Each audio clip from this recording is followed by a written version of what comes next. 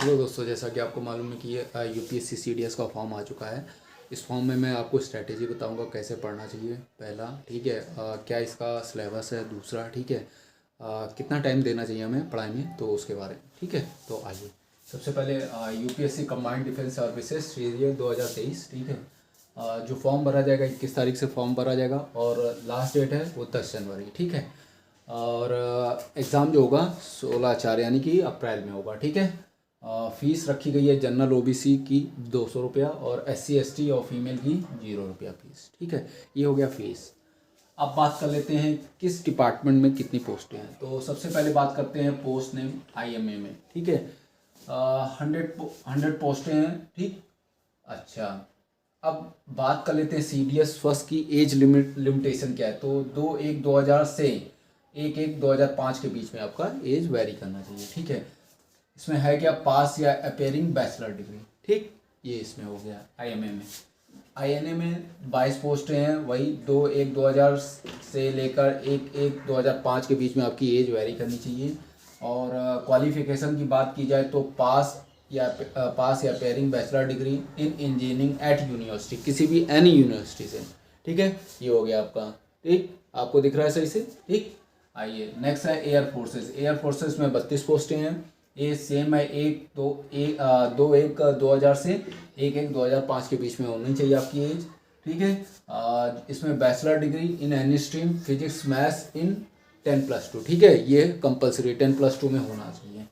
ठीक है, आज बात करते हैं ओटीए की। तो 170 पोस्टें हैं। इसमें 2/1/1999 से लेकर 1/1/2005 के बीच में आपकी एज होनी चाहिए। पास या appearing bachelor degree in any stream. ठीक, अच्छा, ओटीए वुमेन के लिए 17 पोस्टें हैं। सेम 2/1/1999 से लेकर 1/1/2005 के बीच में आपका एज होनी चाहिए और पास या appearing bachelor degree in any stream. ठीक है, ये हो गया आपका उसके लिए। ठीक है, आइए नेक्स्ट, अब बात कर लेते हैं सिलेबस क्या आएगा। ठीक, तो सिलेबस देख लेते हैं सबसे पहले। तो मोड ऑफ जो सीडीएस का एग्ज़ाम होगा वो ऑफलाइन होगा। ठीक है, ऑफलाइन दिया जाएगा। टोटल मार्क जो होगा जो टोटल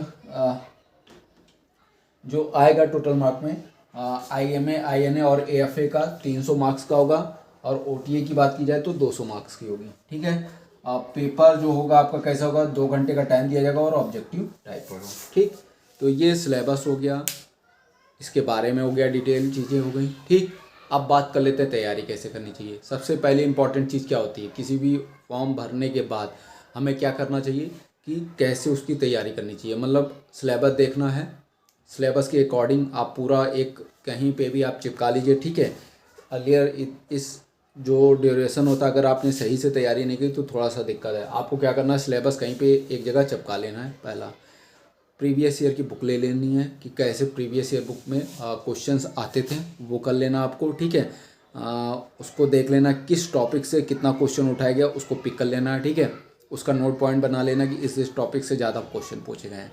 ठीक, वो आपको कर लेना है।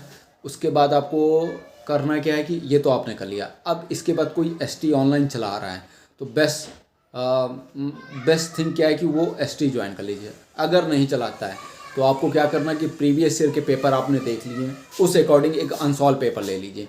ठीक है, और उसको टाइमली रोज़ाना आप उसको चेक करिए, लगाइए, देखिए कितना आपके मार्क्स बन रहे हैं। ठीक है, जिस सब्जेक्ट में आपके मार्क्स कम हो रहे हो उस सब्जेक्ट में, जिस टॉपिक में, उस टॉपिक को में आपको ज़्यादा से ज़्यादा मेहनत करने की ज़रूरत है। ठीक, तो ये इस तरीके से अगर पढ़ेंगे, टाइम मैनेज करके करेंगे तो कोई भी एग्ज़ाम आपसे मतलब आपसे छूट नहीं सकता। ठीक है, कायदे से स्ट्रैटेजी प्लान करके अगर आपने पढ़ा है, सोच के पढ़ा है कि हाँ इस टॉपिक से इतना पढ़ना है, डेफिनेटली मानिए वो 70% आपकी जीत हो गई है। ठीक है, 30% क्या होता है कि एग्ज़ाम देते समय हम थोड़ा सा डर जाते हैं या कुछ दिक्कत हो जाती है, वो वहाँ पे दिक्कत होती है। अदरवाइज़ कोई भी दिक्कत नहीं है अगर आपने प्रॉपर प्लानिंग बना के दी है और प्रीवियस ईयर का पेपर देखा है कैसा आ रहा है, किस तरह की तैयारी करनी चाहिए, तो वहाँ आपके लिए समय बिल्कुल नहीं बचेगा। ठीक है, तो दोस्तों इससे रिलेटेड कोई जो भी डाउट होगा तो वो आप मेरे से पूछ सकते हैं।